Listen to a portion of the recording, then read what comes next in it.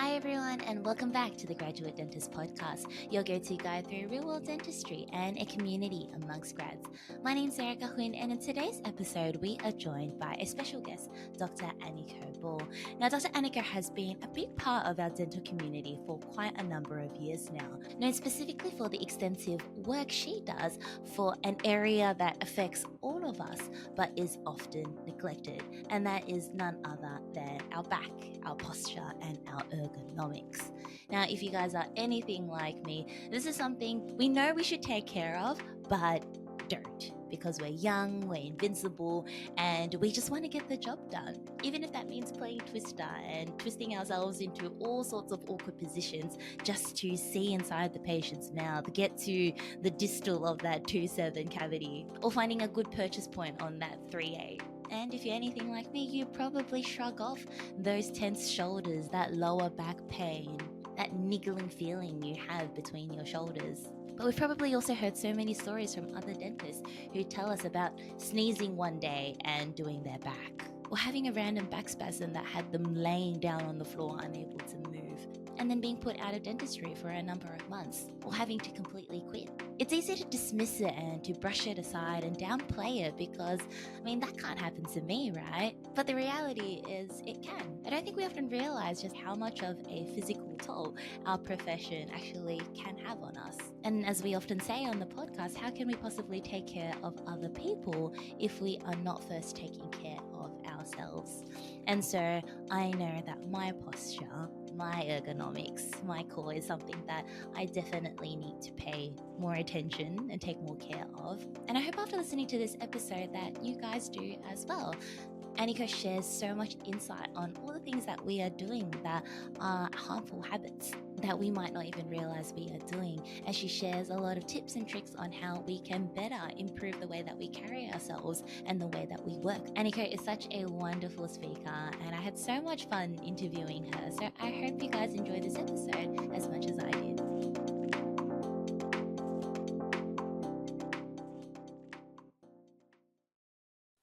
Dr. Anikó Ball, welcome to the Graduate Dentist Podcast. Thank you very much, Erica. I'm delighted to be here and talking with you. I'm so excited to have you, Anikó, on the podcast. I had said to you just before we started recording that I haven't really been able to have many interactions with you beforehand, but I've heard so much about you throughout the years, even whilst I was a dental student and now being in my third year of practice. But what's really funny, it's interesting to see how sometimes the stars align, because a few weeks ago, this was after we'd actually organized our recording date already, but I hosted my graduate dentist meetup in Melbourne, and I had one of my attendees come up to me and she said, "Erica, do you know who you need to have on your podcast?" She's like, "You need to go have a chat with Dr. Anikó Ball." And I said to her, I'm like, guess what? She's the next person I'm chatting with. Oh, small world. I do believe that there is such a thing as stars aligning, and you just have to respect that process. Yeah, it was meant to be, right? She came up to me, she's like, "You need to talk to Dr. Anikó." She says, "I recently attended one of her workshops," and she said her mind was just completely blown by your perspective, your attitude towards dentists looking after themselves and looking after their posture and their well-being. And I said, you know what, that's everything we're all about on the Graduate Dentist. And so I'm excited to have you kind of share your wealth of knowledge and I guess this very unique space that you work in within dentistry. Yes, and the reason why I am working in this space is because I was one of those dentists who suffered for decades, and I thought I was the only one. Oh, absolutely. I think that's what we all feel, right? Mm-hmm. I was suffering neck pain already as a dental student, and then as I started practicing in private practice, I had neck, back, shoulder pain, everything hurt. And I went everywhere.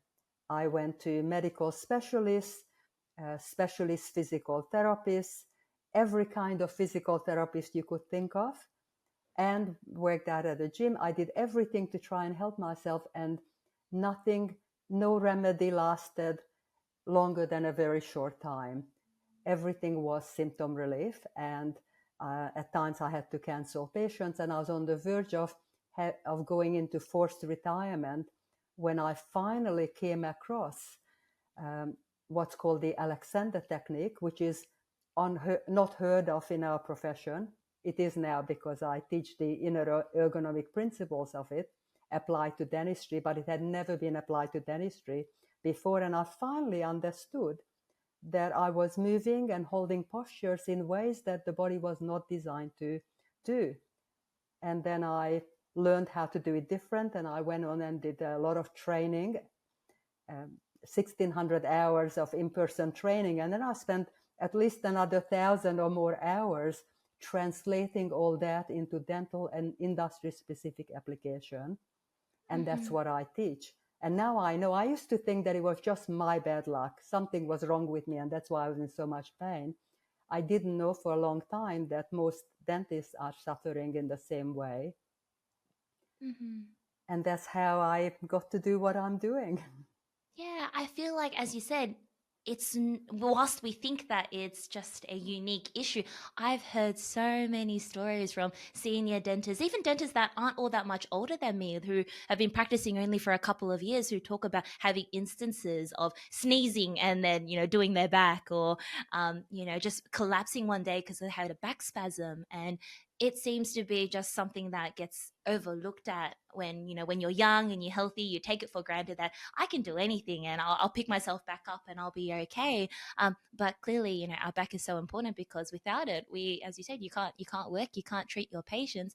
Anikó, can you kind of take us back to when you said you were a student and in your early years, that kind of back shoulder pain, was that related because of bending over your patients? Was it the posture, or what was it? Could you, in hindsight, could you pinpoint what it was that was causing all of that pain? Absolutely. Yeah. With today's wisdom, I know exactly what happened. Yeah.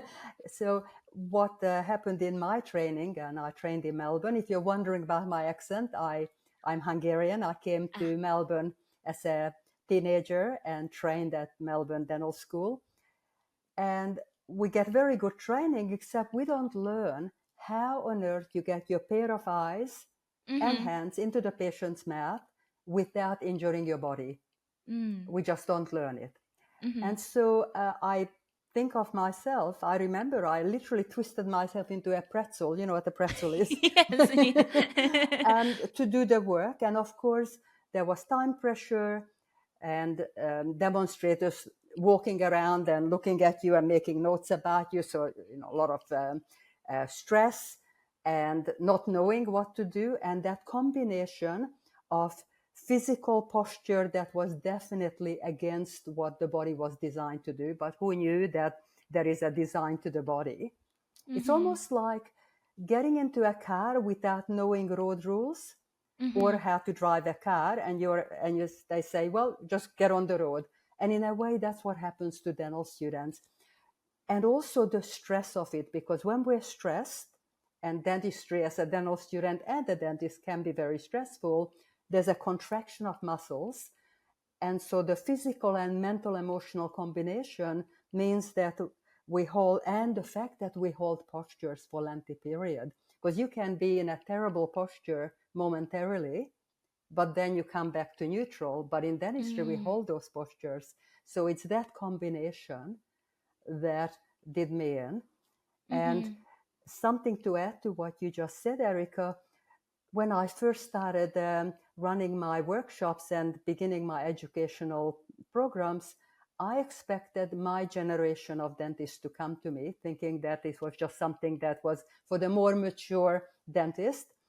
And what I'm finding is that my workshops are filled with very, very young dentists. And in fact, what I'm seeing is that there's a bigger problem among young dentists than the more mature generation. And I have a few what I believe are the reasons for that, but it surprised me at first. Yeah, and I guess what immediately comes to my mind, Anikó, is when you talked about initially graduating, and having to twist yourself into a pretzel to get your eyes into your patient's mouth. But I'm not sure about when you were studying whether people wore loops commonly, No. whereas right now it's like it was almost mandatory for us in like our second year of uni, where all our demonstrators said get yourself a pair of loops. And so I think a lot of us feel like, oh, loops is the solution to your back problems. But I'm not sure, do you feel like that's changed? Because if that's meant to change things, then why is it that our younger generation still continue to have back problems then? Erica, that's a very good question, and I can answer that. Okay, So I'm looking forward to it. Right? Okay. So, by the way, the fact that you have to wear loops already in dental school is one of the reasons why young dentists are in so much trouble. The other one is the use of mobile phones, bending over them, and we can talk about that later because I didn't grow up with that. So in my time, there were no magnification loops. It came in much later. Now, when we talk about magnification loops, I want to make a distinction. The traditional loops, the conventional loops, and then there is the refractive or deflective or ergo loops, the ones where you can actually sit upright and look ahead and see down, which is like working with an operating microscope. Now, most dental students purchase the conventional loops. These days, some students, I get a lot of emails and messages from dental students and dentists, and a number of students are purchasing the ergo type loops. But what happens is this, and I'm so glad that I have an opportunity to talk about this. What's never explained, and I don't believe that the demonstrators who teach us at dental school understand this, that if you wear no loops or the traditional conventional loops, you cannot sit upright and hope not to injure your spine, because we have only 10-degree freedom at this height. That's where the head sits on top of the spine to look down. The joints below C2, so just below the ear, all the way down, are gliding joints. They're not designed for prolonged twisting and bending. You know, if I'm dancing, I can do this, but I'm coming back to neutral. So what I know that happens, and demonstrators teach dental students to sit this way, is they sit upright and then bend at C67. Plus, most, probably over 90%, if not higher, of the conventional loops do not have enough declination angle. The angle at which they are mounted on the glass is not sufficient, so you really have to bend your neck at joints that are not designed for prolonged bending. So what happens is that the discs are damaged, pressure on the nerve, and a lot of dentists are having problems around C67, needing surgery or having problems already. So that's the first thing. And on top of the fact that the loops people don't know how to sit well, you need to actually come forward at the hip joint and then look down that 10 degrees that you can, but also this sideways twisting. So that's the problem. But even with refractive loops, the ergo type loops, dentists who are so used to doing this and doing that are still doing that, even though they don't need to. So this sideways twist, and usually dentists lean to their dominant side. Does that look familiar? So I'm going to model what I used to do, and what everyone does is bending here, leaning to the side, shoulder and elbow up on the non-dominant side. That's quadrant 2 for me. As soon as I start working in quadrant 2, it's the lean. Right. And that's responsible, that thing is responsible for shoulder problems on the non-dominant side. Most dentists have got problems sooner or later on the non-dominant side shoulder.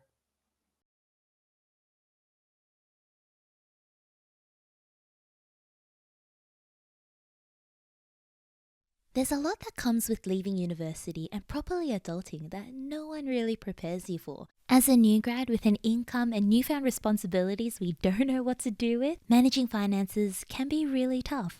That's where JS Medical and Dental Finance comes in. Specializing in financing options tailored to medical and dental professionals, JSMDF is a completely independent broker dedicated to finding the best bank and lender for your unique situation. Led by the incredible Jason Savage, who personally came to my rescue and worked his magic and helped me secure a loan before I even started working. JSMDF is committed to supporting you throughout your personal and professional journey. in whatever way you need. Whether you're looking to buy a house, a car, a practice, or pay off that year-long CPD course you signed yourself up for, JSMDF offer comprehensive advice tailored to your short and long-term plans. Their goal is to be with you from day one and thoroughly understand your financial needs and provide solutions that best work for you. And so if you're looking for some advice or you simply want to explore your options, get in touch with Jason and his team. A big thank you to JSMDF for helping make being an adult that extra bit easier and for supporting the graduate dentist community. Because what I'm really talking about is that there is a certain design to the body. There are road rules that we don't learn. I often say that everything we purchase these days comes with a user guide. It would be great if we got a user guide in dental work postures in dental school. And so I'm now talking about the user guide, which is what I teach when I run workshops or any sort of course. So I said that below the height of the ear, so the head sits on top of the spine at this height. Most people think that the head is actually sitting lower, but it's actually up here. And I said that you've got 10-degree freedom to look down. Then the next joint is where you can look sideways.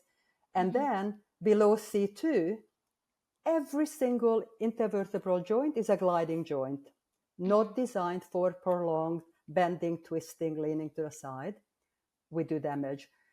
Then there are muscles that are not designed for prolonged contraction, the movement muscles. Every muscle that moves the shoulder, arm, hand are movement muscles. So if we kind of do that for ages, lengthy contraction, these muscles are designed to move a limb and then stop. But if we do this, then we are contracting muscles for long periods. And what happens is that holding the mouth mirror, often in a kind of hovering or frozen position and holding it up, and each arm weighs at least 4 kilos.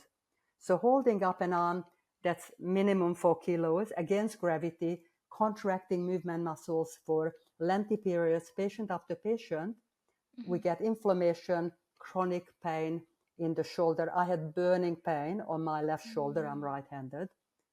And of course, no amount of massage or any kind of treatment was going to help if I went back and did that the next day. And you know, Erica, none of my, and I went to so many doctors and physical therapists, and none of them asked me, well, Anikó, show me what you do. So what I find is that symptom relief is what's being offered. Imagine if you have somebody, a patient comes to you who has got a periapical abscess. If you just prescribed antibiotics without actually doing root canal treatment, you're just dealing with the symptom. And in a way, all the help that dentists seek for occupational chronic pain is like prescribing antibiotics without doing the root canal treatment. So what I recommend very strongly is to look at what are you doing that is not your fault because you didn't learn anything different, that goes against the body's road rules or design principles. There are some things we should not be doing with our spine, shoulders and arms and wrists when we're doing dentistry and holding postures. Anikó, as you're talking to me, I feel like we've just opened up this can of worms where there are so many different aspects to it that, you know, just talking about posture and back pain it's really there's so much to it now. And if it's okay with you, I kind of wanted to share, I guess, my own experience with back pain and kind of to get your thoughts on it, because I obviously haven't done 1,600 hours worth of studying and training into this field, but through my own experiences, I've kind of realized, what's worked, what hasn't worked, and I relate to a lot of the things that you've mentioned so far. But as a dental student, I either worked without loops or I worked with conventional loops, which weren't even designed for me. They're a hand-me-down pair from my brother, um, which was just use this until you decide and you save up and you decide to buy yourself a pair of ergo loops. But I used it, and because it wasn't fit or designed for me, I didn't really use it much. And it did the magnification, but I had to bend myself in all sorts of positions to actually see anything. And so at that time, I didn't realize how much that would affect me. But as a dental student, I had a lot of back pain. And I remember being in my final year, I had to fly a lot because I was studied in Sydney and my family is based in Melbourne. But I would find even just sitting on a plane to be so torturous because it was just, I just had so much back pain that even sitting down for long periods of time was uncomfortable, or even just standing for long periods of time. And I'm like, I don't know where it's coming from, why I just have this constant back pain. And then in my first year of practice, I thought, you know what, I'm a practicing dentist now. I'm going to get myself a pair of nice loops, and I'm going to get like ergo loops because they're meant to be better. What I didn't realize though was that when they actually measured me for my ergo loops, perhaps it was also, I think where it came from was because I was used to leaning down. They actually measured my working distance at that level. They're like, oh, where do Oh you usually no. when you go for like your assessment, they're like, where would you position your patient? What's comfortable? And so I did what I was used to, but I didn't really know what was an ideal position. So I did what I was used to. And I can't remember the numbers exactly, but it must have been like 48 or something like that. And so I got my loops made for me, but I still had back pain. And every month for like the first, I would say like 6, 7 months of working in my first year, I'd have to go get massages because I had like, yeah, neck pain and lower back pain. I'd see the osteo. And now in hindsight, I'd realized, as you said, that was all just symptomatic management. And it actually wasn't until my loops, my oculars, I've told people this story before, but my loops, the oculars both debonded at 8 a.m. one morning before I had a root canal.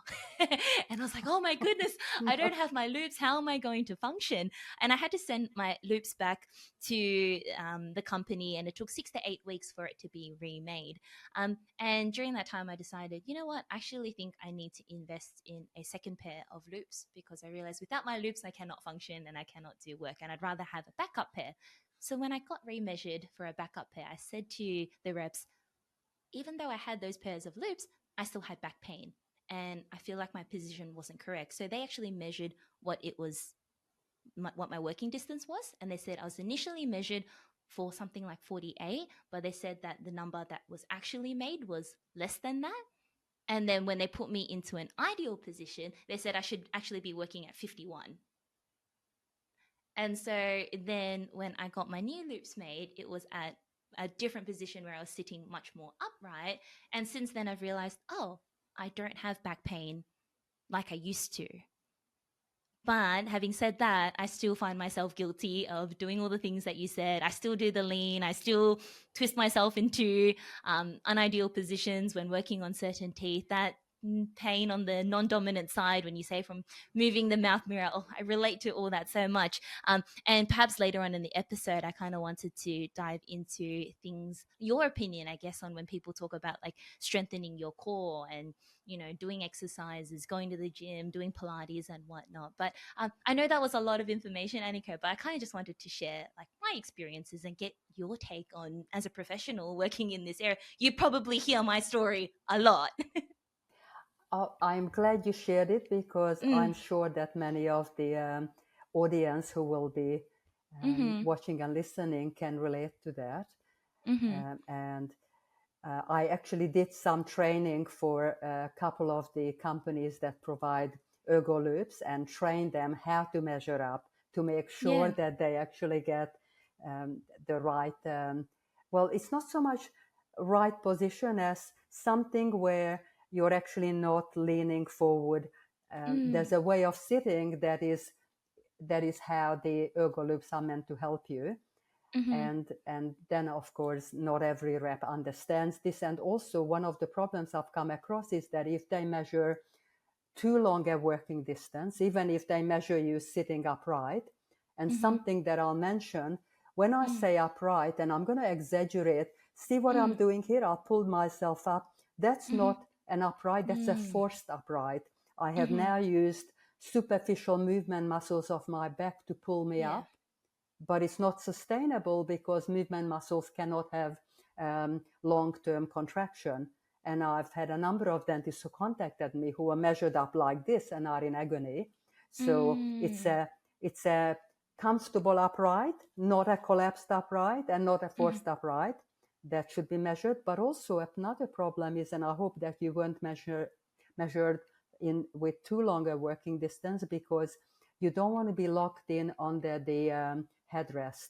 You want to be able to slide around, get your knees around, because what I recommend very much is that instead of doing that, even with the ergo loops, when you get to quadrant 2, move yourself, move your stool, move the patient, ask the patient to turn, get them to move their head around. It's like when you work with an operating microscope, you don't bend the microscope, you get the patient to turn. So don't be shy to make adjustments to your position or clock position, and also get the patient to move, do anything but, and this is my favorite teaching tool, and I say this is what we do to our spine. Okay, so you don't want to do that to your spine, because we pay a price for that. It affects the quality of our life and career longevity, as well as productivity. And of course you were in, and I'm sorry to hear that you were in so much pain. I can relate to that. I couldn't sit, I couldn't stand. I would sometimes go to courses where I was lying on the floor because I didn't know what to do with myself. So I can relate to that. And it's very important to be measured up with a person in the chair. Not, I often see dentists going to a dental expo and then hold a cast somewhere up in the air, and it's not where the patient is. You want to be measured properly. Yeah. What about our seat and our chair, Anikó? Is there, you said before, how we sit and that positioning, we talked before of our neck and whatnot, but does the way that we seat also affect our posture? Whether your chair is higher, the kind of chairs that you sit on? Very good question. I'm not a big fan of the saddle stools, even though a lot of people love them. For guys, I think they might be okay. For most women, I find that the saddle seats are too wide and they force your thighs apart. But if someone is comfortable, that's okay. What is really important is to sit at a height that's right for you. And I often see petite dentists who are sitting too high and tall dentists sitting too low. And there is a way of calibrating where you want to sit at a height where if you're too low, your femur, your thigh bone is jamming into the hip joint. And that's actually harmful to the whole body and your posture. And you're going to have hip issues. If a lot of people, especially on saddle stools, sit too high, when you're too high, even though the bottom of the shoe is on the floor, the heel of the foot is not fully released and the weight is on the toes. Anytime that the heel is not fully released into the shoe on the floor, the movement muscles of the lower back have to activate. And again, these are movement muscles, not designed for lengthy activation, and that causes lower back pain. And while we're at it, I just want to say that anytime you're sitting, doing dentistry, talking to me now, or watching TV, or having dinner at the dinner table, it's very important to have your feet on the floor, ankles underneath the knees, because legs crossed, legs tucked in this way or that way. I used to tuck my legs in around and wind it around the chair legs and doing all kinds of things, means that your lower back movement muscles have to support the legs. Each leg weighs at least 12 kilos. And if you're asking your lower back movement muscles to manage that weight, because you're not giving the weight of that to the floor fully, then you're going to have lower back pain. And I certainly I used to always cross my legs. Yeah, I'm also very guilty of crossing my legs. And actually, that probably contributed to back pain during dental school, because while sitting in lecture theatres, my legs were always crossed. Or, whenever I was studying at home or in the library, it was just that constant crossing and twisting motion that probably didn't help at all. I would remove the probably. I'm not a betting person, but Yeah. I would bet anything Yeah, that it was a would. very big part. Because what happens is that when Mhm, you cross your legs, you are doing that to your spine, mhm, and you're putting uneven pressure on your hip joints. It mhm, totally does your whole body in. Also, mhm, wearing high heels, that doesn't help. It throws your whole posture out. So how mhm, we sit is very important. And also, women learn at a young age that we have to sit with our knees together. You know how mhm. guys sit on a plane The and man they have spread. their legs Yeah. out? Yes. That's that. I'm sorry to say, but that's the way the legs Mm, are designed to be when mhm, sitting. When we bend down in height and mhm, sit or squat, the mhm, femur rotates laterally sideways in the hip joint. So we're designed to have our knees out. mhm. So everybody who is now going to listen in Yeah. future, if you were told to sit with your knees together like a good girl, don't sit like that. Don't wear a miniskirt and allow your Yeah. knees to fall out, because that Mhm. also causes hip joint and lower back issues. And Mm, when you step on the foot control, it's mhm, really important to have your knees pointing away, ankle underneath the knee, moving the foot control mhm. close enough. Sometimes people don't check where the foot control is. Like, you get gloved up, lights on, instruments, and then with your foot you go, where Just on earth is that thing? I was watching a video just before this where someone says it's like salsa dancing when you're trying to find where your foot pedal is. So I recommend that uh, dentists line up, get the foot control approximately where they think they want to use it. Mm-hmm. And if it's a foot control that has a cord, to make sure that the cord is long enough, because if it's not, Mm, you're forced into some strange position. mm-hmm. So yes, what you do with your legs in standing and sitting is very important for the posture. Mm-hmm. And a lot of people stand with their knees locked and pushing the pelvis forward and leaning back, and or standing on one leg and then doing something with the other, the way Mm-hmm. that we see models do it on certain photos. Well, you want to have an even posture, even balance. Mm.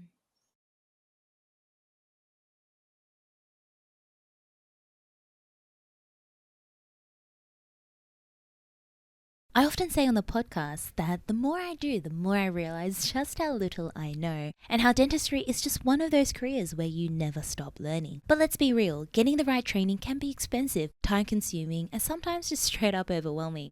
That's where Ripe Global comes in. Founded by Dr. Lincoln Harris, Ripe Global is completely changing the way that we learn. They offer immersive, hands-on training that actually fits into your life. Whether it's through improving your preps, getting faster with composites, or tackling more complex cases, you'll be learning from some of the best clinicians in the world without having to take time off work or spend thousands on travel. And so if you're serious about upskilling and boosting your confidence in the clinic, check out Ripe Global today. Hit the link in our show notes and let's start learning smarter, not harder.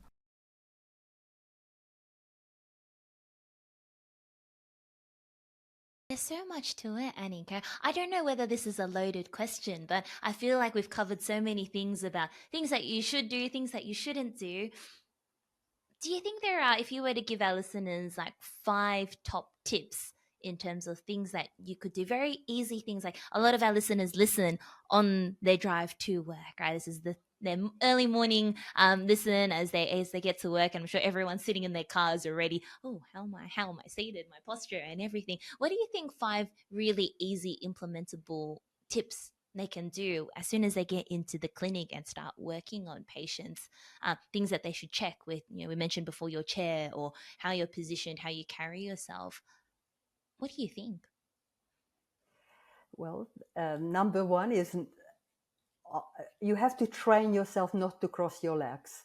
If Mm-hmm. you've been a leg crosser, Mm-hmm. then you uncross your legs, and then you look down a few minutes later and your leg will be back on top of the other, because Mm-hmm. this is a habit. So you just got to uncross it and keep uncrossing it, and eventually the habit will be to not cross it. Mm-hmm. So learning what to do with the leg is a really important thing, and also having feet on the floor, ankle on the knee.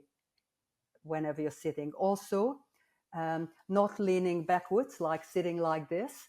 When you do that, you're undoing your lumbar curve. So this is your front, that's your back, and that's the lumbar curve is a forward curve. We're actually putting pressure on it. So right now, for example, I'm sitting with a cushion behind my back. It's very difficult to find. So this is a support because it's very difficult to find office chairs or any kind of chair that's not leaning back. So that's really important.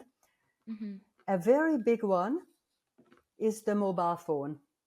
Oh, okay, yeah. It's a huge reason why most people, not just dentists, most of the population has neck pain. When people take the head down to the mobile phone, they're taking the forward curve of the cervical spine and forcing it the other way. And this is a very big problem. So bringing the phone to you. So this is one of my top recommendations. Get into the habit of bringing the phone to you. You've got a wonderful hinge joint. This is a hinge joint called the elbow. Yeah. Bring it to you. There are lots of stands that you can get at Office Works and various places where you can stand the phone up. So you're not tempted to look down to see if a message has come in. And getting support for that, because again, if you have been taking your head down to the phone, then it's a very strong habit. It's like software in the brain. So ask the people you live with and work with and say to them, anytime that you see me taking my head down to the phone, and we're not even doing dentistry, please come up to me and do that. That's what I do in my workshops all the time. In the tea breaks, I get permission from dentists, and they go, sorry, Anikó. And I'll say, don't be sorry. This is Just a habit, reminding you. a harmful habit. So you want to break those habits. So habit breaking, the leg crossing and doing all kinds of things with the feet, leaning back. You want to have support. Most couches are backward sloping. Also in a car, make sure, I see people driving like this. You want to have the backrest as upright as possible. Now in a car, you can't have your heel underneath your knee. So that's a different position. So these are some tips. And the biggest one once you're in the clinic is move your stool, move the patient, ask the patient to turn, do not twist and bend your spine. And then there is one more. For your non-dominant side, use a finger rest. Don't have it up in the air. You know how we learned from day one as we trained in dental school, we must always have a finger rest for the operative hand, because if we don't, then we might slip and hurt the patient with a sharp instrument or the drill, a burr. Now that's for patient safety. The left hand, instead of holding it up in the air and shoulder and elbow up, if you find a finger rest and park your finger somewhere in the mouth as you hold the mouth mirror, then you can release the weight of that arm onto that finger rest, and that will save shoulder problems. And learn not to do this. Just let gravity have its way with the elbow instead of doing that. As you're saying that, Anikó, I'm just thinking how I would, listening to your advice, how I would retrain myself to retract when working in quadrant 2, because I know I do what every dentist will do is I probably have my patient seated too high up and not low down enough. And as a result, in order to see over, I lean to the side and then my elbow goes up and I'm trying to retract them. So I'm guessing, as you said, get the patient further back, perhaps turning their head to the side, finger rest, elbow tucked in, and moving my chair so that I'm closer to quadrant 2 rather than leaning over further. Yeah. Move. And now when you say elbow tucked in, you don't want to do this, because then you're using a different set of movement muscles that shouldn't be active. It's like do nothing. Just your arm is not going to fall off. So don't lift it, don't tuck it in, just do nothing. Gravity will look after your elbow. And the other thing that I wanted to mention is that, have you heard of double-sided mirrors? No, what's a double-sided mirror? There's a mirror on both sides of the mirror head. I haven't got it handy. Usually I didn't think of it. So Yeah. I know most people have not heard of it, and I should have shares in the company because I'm always recommending it.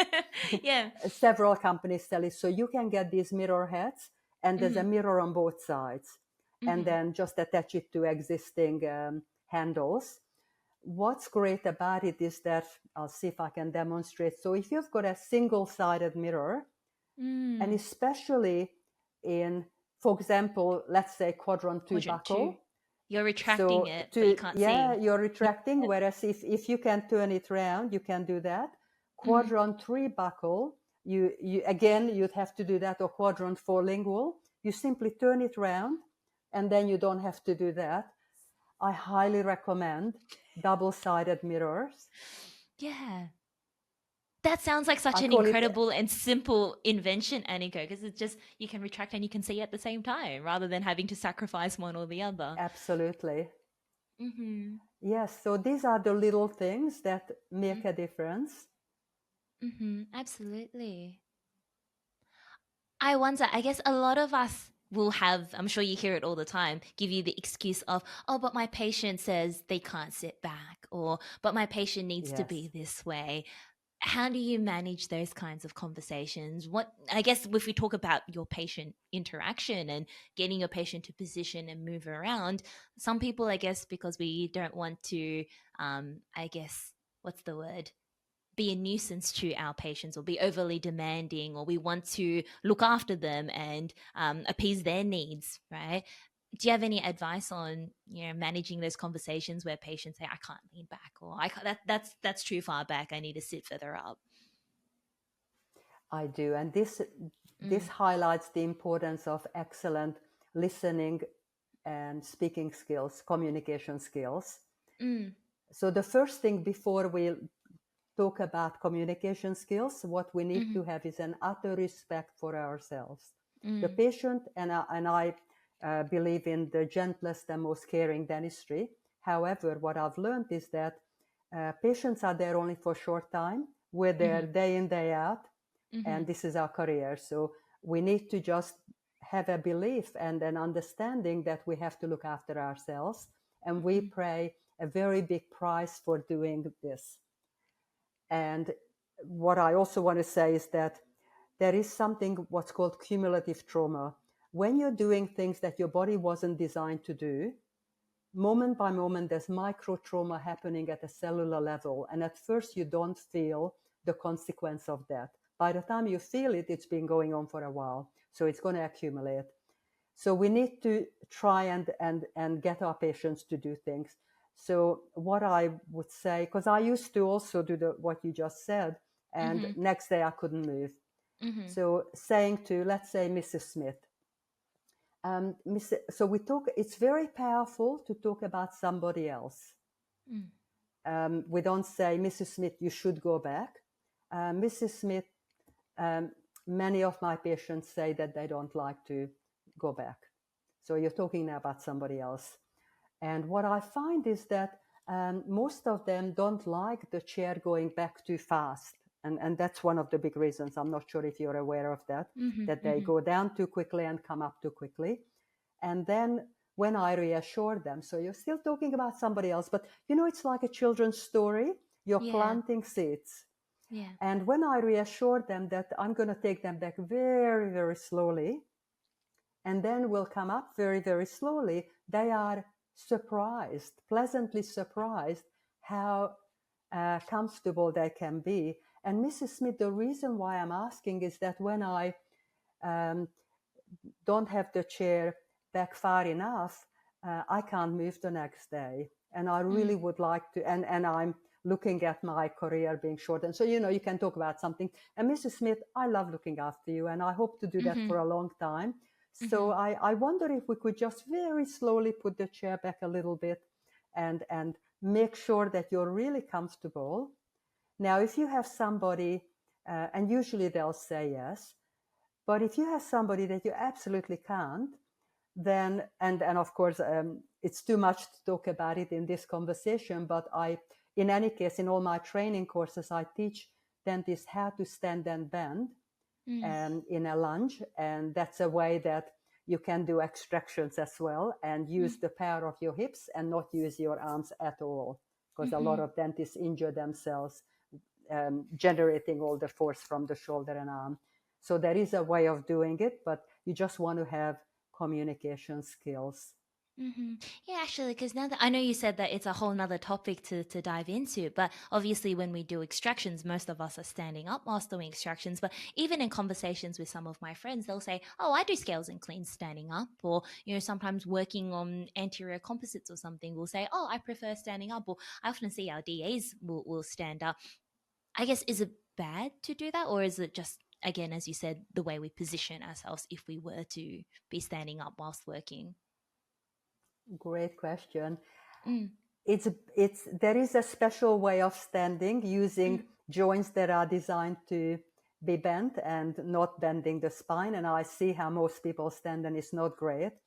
However, it's better to mix it and sit and stand, even if, it takes me a little bit of time to train people how to stand well and go into a lunge. And I train dental assistants as well to do that on the other side. But even if they don't do it well, just to mix it up is a good idea. It's a good thing. It's a good thing. It's a good thing. But Yeah. there is a special way Yeah. to go into a lunge, and using the power. The most powerful muscles are the ones of the legs and hips.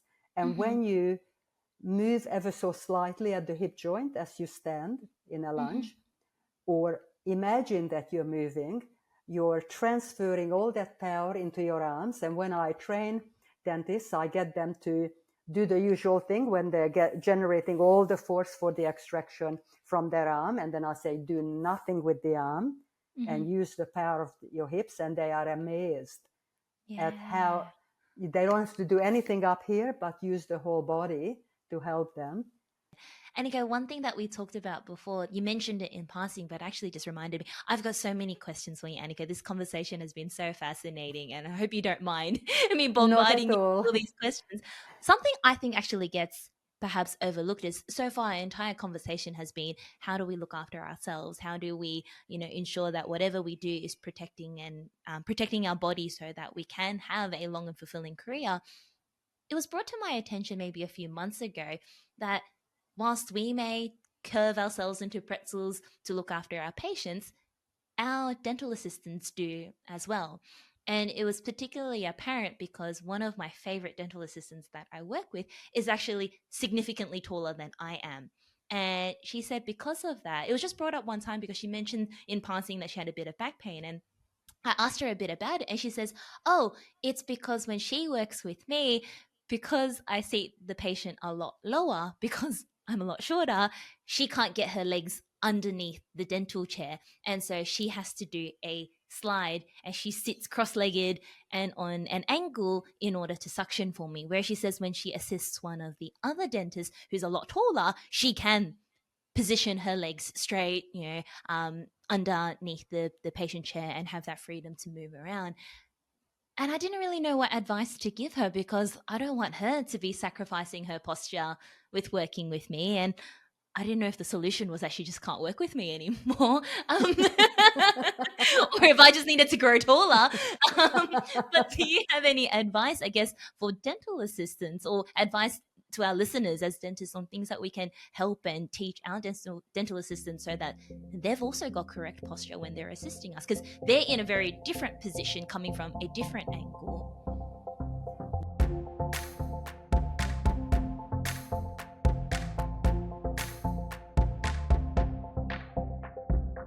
You all know that if there's one thing I am super passionate about and always advocate for on our podcast, it is our mental well-being as dentists. There's no denying that our profession can demand so much from us, and it can drain us physically, emotionally, socially, and mentally. And some days it can all just feel a little too much. This is where our friends at Dental Practitioner Support come in. Whether you're new to dentistry or have been practicing for years, Dental Practitioner Support is here to offer guidance, reassurance, and a safe space to talk about whatever it may be that's weighing heavy on your heart. They provide 24-hour services that are completely confidential and independent, so you know that you will always have someone to turn to. Whatever your scenario may be, dental practitioner support is just one call away. And so, in case you ever need it, save the number 1-800-377-700 or visit their website at dpsupport.org.au. Remember, as we say time and time again on the podcast, you are never alone, and we really are all in it together. Yes, so first of all, I'd like to say that even when your dental assistant works with taller dentist and the chair is higher and she can get her legs on than it, she's still going to be doing. Yeah. So we tend to do this, and Yes. they're still doing that on the other Yeah. side. So that's not good posture. In fact, most of the time, dental assistants, if they want to see what they're doing, they have to, if they're sitting at whatever height, they're doing damage to their spine. They're doing exactly the opposite side that. So for dental assistants, most of the time standing up, and I teach them also to go into a lunge using a different foot on the other side, is the way to do it. So it's actually very difficult for dental assistants. If she's sitting, has to sit too low, then getting her legs that way, so crossing her legs is going to do even more harm, but just moving her feet forward. But pairing very different height dentist and dental assistant is often a problem. But even in the other surgery, she would be doing terrible things to her body. So my advice is that even if they don't know how to stand well, standing up regularly is a good thing, just to mix it up. Yeah. Also, and again, I didn't think of having it handy. I've got a training studio downstairs. What's very good for dental assistants is a curved suction tip. I don't know if you've seen, made by sold by Durr. I think they call them cannulas. And what's good about it is that, first of all, the tip is smooth. A lot of the straight suction tips have got a very sharp edge. So the dental assistant has to brace their arm to make sure they don't hurt the patient. And also with a straight suction tip, they have to do that. And they suffer a lot of shoulder pain. Whereas with a curved tip, they can just hold it. And we don't have any instrument that we use as dentists that are straight. Everything is contra-angled and curved. And yet we give dental assistants these sharp, straight suction tips. So I highly recommend the curved ones. Because that will be helpful for their arm. And the other thing is to make sure that they don't lean on, you know how the dental assistant stool has an arm. Yeah. If it's too high, they often do that. They kind of lean on it and get their shoulders up. That's going to give them shoulder pain. There's so much to it.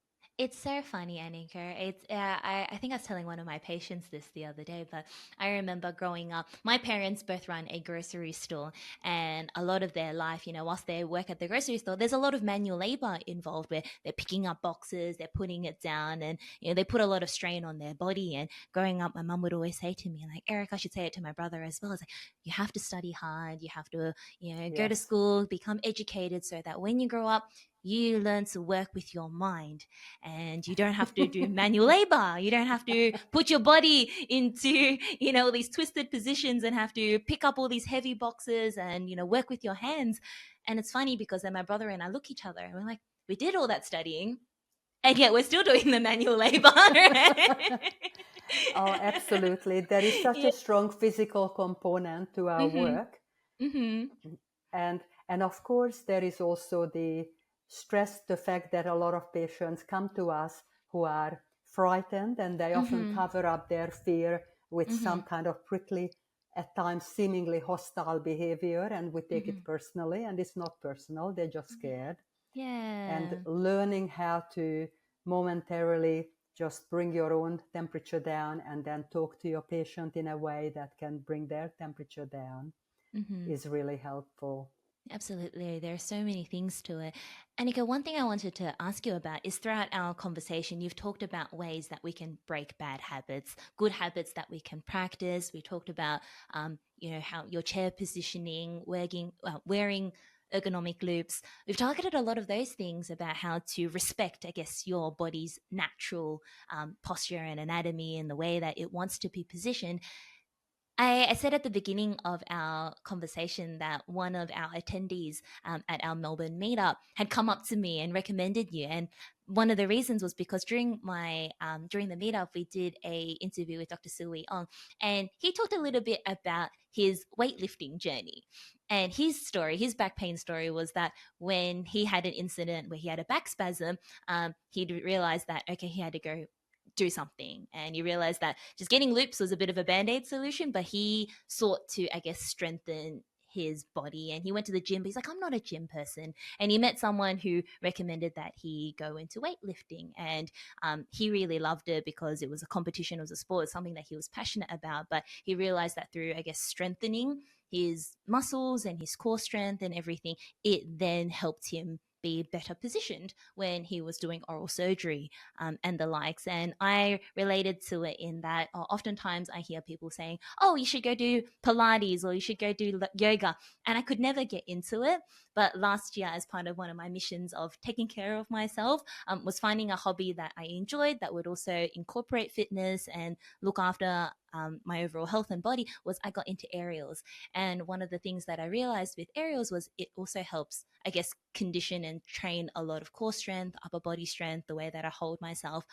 I'm really curious to hear your thoughts on it because our attendee that came to our course and had said that she'd attend one of your workshops said that you had your opinions on, I guess, strength training and conditioning and whether it is beneficial to us or not. And I guess I wanted your take on, what things can we do to help strengthen our bodies, and is it necessary? Very good question. Yeah. So first of all, a lot of what gets strengthened when you go to a gym is movement muscles. And the problem is that we use the movement muscles too much when they shouldn't be used. So it doesn't necessarily help. And then, so it's good to be fit. However, I've been a gym goer for a long time, and I see a lot of people doing at the gym very harmful movement patterns. So rather than bad habits, I'd like to call it harmful. There are habits that we do that are not harmful, and then there are harmful. So there are ways to lift weight that will make the problem even worse. And if someone has a habit of doing this, for example, in dentistry, no amount of working the arm in the gym is going to help. Yeah. Or if someone's doing this, you can build your movement muscles of your back. It's not going to help.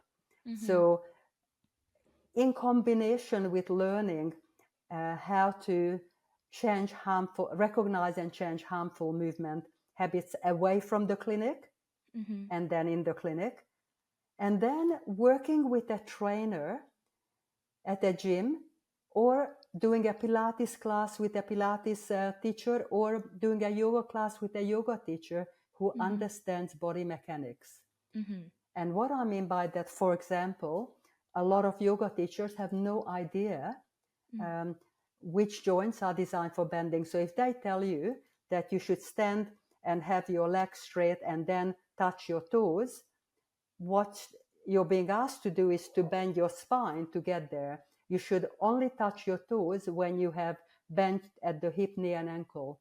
You shouldn't be doing it with a straight leg. So there's and I know a lot about yoga. My daughter is actually a yoga teacher. Yes. And I taught her all of this, and she did a very good training where she learned what to do and not to do in a yoga class when she's asking people. So it's really important to assess how you're being taught, and also not to do something in a very big class where the teacher can't see what you're doing and can't pick up on any harmful movements. Anything, walking, swimming, all of that is great. Swimming especially, because gravity is taken out of the picture. And training with any of the classes that I mentioned, or one-on-one training where the person teaching you understands what joints are designed for bending and which are not, or how to lift weight. For example, if someone lifts weight like this, where they contract the shoulder, they will make the dental issues worse. Because one of the problems, which I didn't mention, is that whenever we move our hand, we already have the shoulder muscles firing. So I remember I used to pick up my instruments, go into the mat like this. And what I teach is to go in from underneath and turn your hands around, not activate the shoulder. So there is a lot of weight work that I've seen that's actually harmful, and it will not help. However, I train, I do a workout, knowing what to do and not to do. I would like to mention that there is a way of releasing compressed spinal joints and also joints throughout the body and release excessive muscle tension. It's called the active rest, and anyone who wants to go on the homepage of my website, Optimum Dental Posture, they can click on what is the active rest, and they can download for free instructions and diagrams on how to do this, where it's just an amazing activity. It's a highly restorative activity for the spine. It actually decompresses the discs that have been squashed during the day and doing all the things we do. So that's a wonderful thing, and I teach it everywhere. And I've had people who never met me and just downloaded that information, and it helped with back pain. So that's something that we can do, I guess, at the end of the day to just decompress and release all the tension from the day. Is there anything that we can do, I guess, throughout the day or in between patients that you think is a good habit to build? I really liked what you said before about, mixing it up between sitting and standing, just to add some variety and movement so we're not locked into just the one position all the time. But is there anything we can do as like a little reset between patients or after lunch or at the beginning of the day, something we can do together with our DAs as a nice way of just resetting yourself? Oh, absolutely. I'm glad you asked. So first of all, even in between patients, if you can, or during a lengthy treatment, because you know that we're not meant to sit for longer than 45 minutes. They say sitting is the new smoking. It's not great for you. So while a patient is rinsing, if you can just do, I call it, I do this in my workshops. I go, find your inner hula girl or hula boy, and either sitting or stand up and just do your hula. And you can do that with your nurse. And if you can't do it behind the patient, do it in front. They'll think you're the coolest dentist they've ever met. And so just moving, we're designed to move. We're not designed to be sitting behind a computer or doing dentistry for hours on end. So let's say you're waiting for your dental assistant to get something or a material is setting, pop your instruments down and do a shake, but also do a stretch, because we are constantly contracting our fingers in order to do whatever we do. And constant contraction can cause inflammation and carpal tunnel issues. So extending the hand when you can, even with your gloves on, not touching anything, just for a few seconds is a good thing. When driving a car, when you're at a red light, do that, or boom gates. It really helps, because this is our livelihood. So got to look after your hands. Often people sit and do all kinds of things with their hand, and they're not doing dentistry, so extend. And also, because we're so forward oriented, in between patients, just moving the other way is a good thing. And just move your body, move your hips, move your legs is a good thing. And for the eyes, it's very good to regularly, when your loops, even with loops on, but when your loops are off, use your peripheral vision, look far away, because we're so central vision focused, and it can be damaging to the eye. And looking out into nature is very helpful. I really love this, Anikó. I feel like this has just been such a wholesome conversation, so nurturing about all the ways, the little things we can do to take care of ourselves. I do want to wrap our podcast up soon, but I want to come back to something you mentioned at the very beginning of the episode. You said, "Oh, I'm glad you asked this and you had some thoughts on it." But obviously, our audience is very much young dentist students or new grads, and you said when you started running your workshops, you realized it wasn't senior or more experienced or more mature dentists that were coming to your workshop, you actually noticed a surprisingly large amount of young dentists that were coming to your workshop. And you said, you think you know why that's the case. I wanted to get your thoughts on what you think the reason for that is. And I guess perhaps some last words that you would have for our young dentists in advice for them to ensure that we do have long, fulfilling, and very enjoyable careers ahead of us. Yes, so I believe that Mm, the reason for young dentists being in so much pain very early on, and mm, even as dental students, is one, that they grew up bending over mobile phones. So mm-hmm, their spine is already compromised before they even get to dental school. mm-hmm, And also being told that they have to use loops.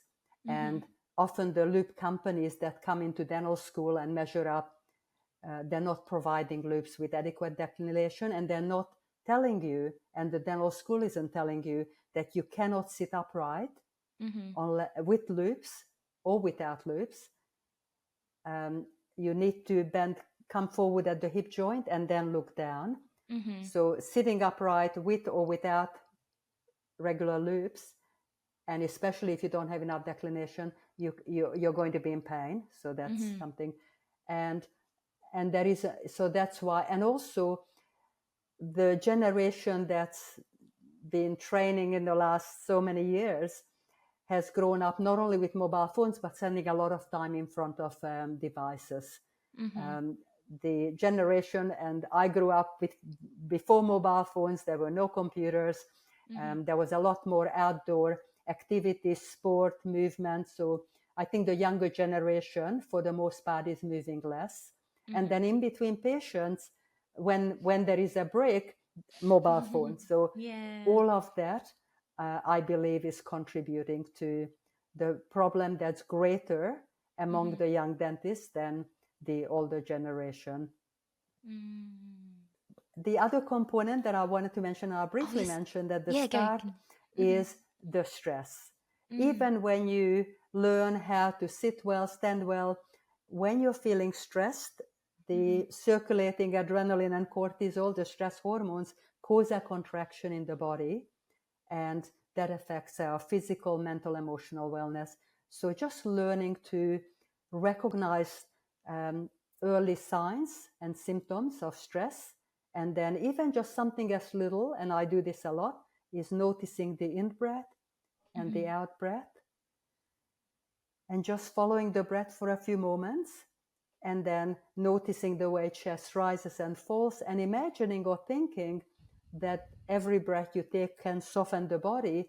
There is a powerful antidote for the stress hormones. And I teach this to dentists when I run courses, and also I teach it to patients. I used to teach it to patients, Mm-hmm. and it relaxes the patients.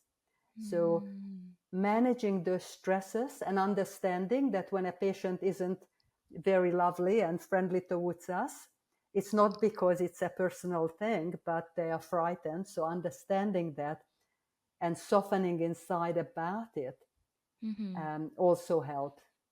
So that's Mm. the other bit of advice that I wanted to give, so that you feel appreciated, because we make such a difference. And Mm-hmm.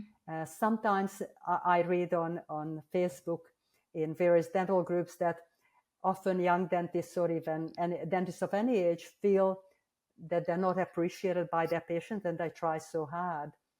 It's because patients are often very scared and they cover it up. Mm-hmm.